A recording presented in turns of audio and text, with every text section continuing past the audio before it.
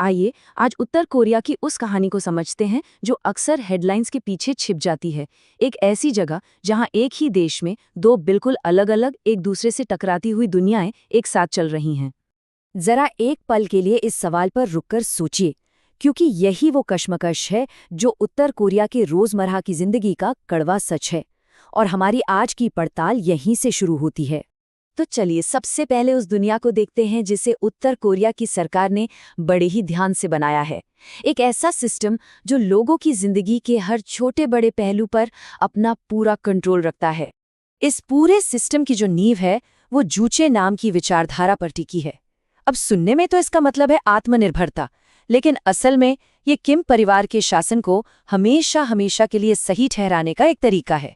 इसका सीधा सा मतलब है सुप्रीम लीडर ही सब कुछ है और उनके लिए वफादारी में कोई सवाल नहीं होना चाहिए।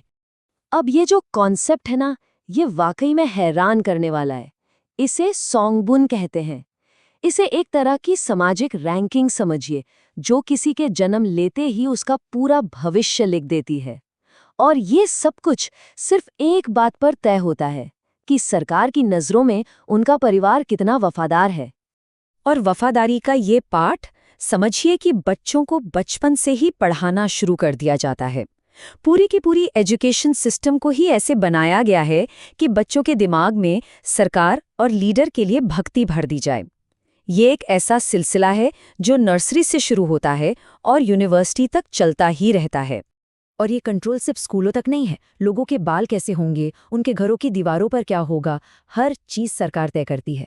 यहाँ तक कि अगर एक इंसान कोई गलती करता है तो उसकी सज़ा उसके परिवार की 3 पीढ़ियों को भुगतनी पड़ सकती है। सोचिए ज़रा। ये स्लाइड एक बहुत ही चौंकाने वाला उदाहरण है। बाहरी दुनिया, खासकर अमेरिका के लिए नफरत वहाँ की पढ़ाई का एक अहम हिस्सा है। ये कोई इतिहास की किताब से नहीं, बल्कि एक मैथ की किताब का सवाल है। ये दिखाता है कि नफरत को किस तरह से बच्चों के दिमाग में भरा जा रहा है। लेकिन कहते हैं ना कि हर दीवार में कभी ना कभी कोई दरार तो पड़ती ही है, और सरकार के इस लोहे जैसे कंट्रोल में भी एक दरार पड़नी शुरू हो गई। तो चलिए अब कहानी के दूसरे हिस्से में चलते हैं। ये सब बदलाव 1990 के दशक में। जब सोवियत संघ टूटा तो उत्तर कोरिया को मिलने वाली मदद अचानक बंद हो गई। देखते ही देखते उसकी पूरी अर्थव्यवस्था बैठ गई। सरकार का राशन सिस्टम फेल हो गया और देश में एक ऐसा भयानक अकाल पड़ा जिसमें लाखों लोगों की जान चली गई।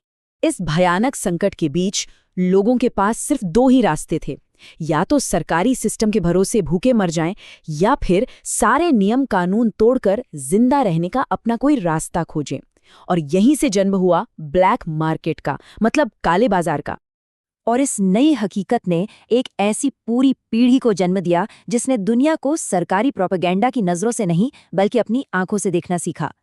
इन अवैध बाजारों को कोरियाई भाषा में जांगमाडांग कहते हैं, लेकिन ये सिर्फ सामान खरीदने बेचने की जगह नहीं थी। ये एक पूरी नई सामाजिक और आर्थिक दुनिया का सेंटर बन गए थे। और सबसे ज़रूरी बात यह है कि इन बाज़ारों में सिर्फ खाने पीने का सामान नहीं बिका। इनके ज़रिए देश में एक ऐसी चीज़ ने एंट्री ली जो सरकार के लिए किसी भी हथियार से ज़्यादा खतरनाक थी, और वो थी बाहरी दुनिया की जानकारी।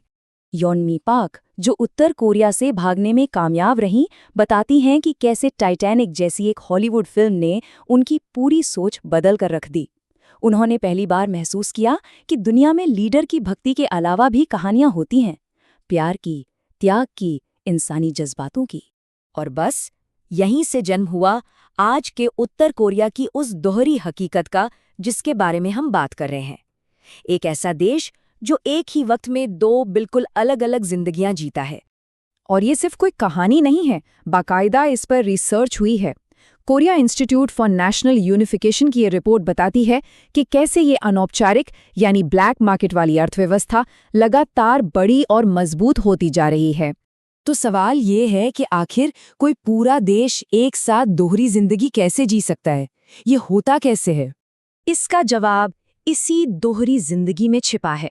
मतलब पब्लिक में दुनिया को दिखाने के लिए हर कोई सरकार के प्रति वफादारी का नाटक करता है ताकि वो सेफ रहे, लेकिन अपनी असली जिंदगी में अपना पेट पालने के लिए हर कोई उसी पूंजीवादी ब्लैक मार्केट पर निर्भर है।